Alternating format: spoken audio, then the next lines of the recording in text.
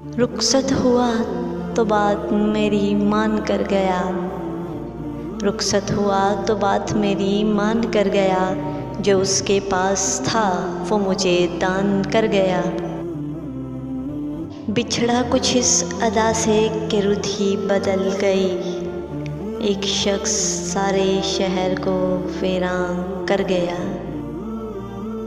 दिलचस्प वाक़या है कि एक अज़ीज़ दोस्त अपने मफाद पर मुझे कुर्बान कर गया।